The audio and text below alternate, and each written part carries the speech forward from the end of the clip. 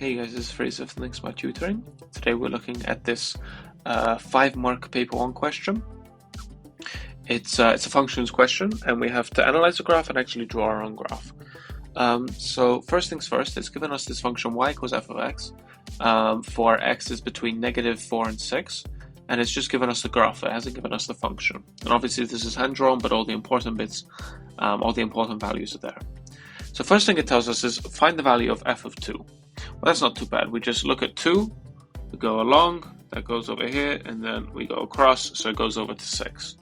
So f of 2 is equal to 6. Now you have to think about f of 2. Well, that's just f of 2.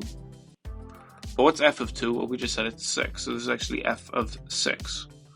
And if we go over here, well, 6 is down here, and if we go along over here, we actually end up, I know it's not perfect, but this should be at -2.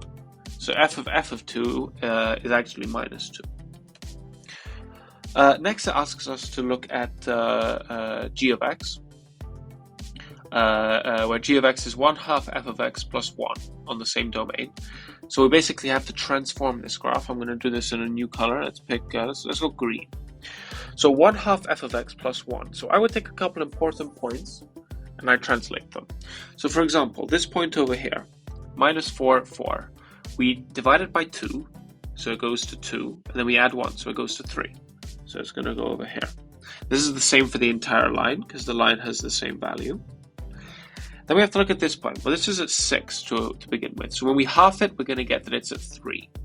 But then when we add 1, we're going to get that it's at 4. So therefore, that point goes down there. And the last important point is over here. So it's a -2. So when we half it, it's -1, but then we add 1, so then it's 0. So that green point goes over here. So therefore, we just connect, we go up, and we go down, something like that. And so the blue line is the original graph, and the green line is g of x. And it's just a transformation. We've halved it, and then we've moved it up by 1. So hopefully that made sense. This wasn't too bad of a question. You know, it's 5 marks. It's not too bad. But obviously, you know, if you have any questions, feel free to ask them in the comments. Or, you know, you can rewatch it. You can maybe have a go on your own, see if you can get the same answers just by graphing it yourself.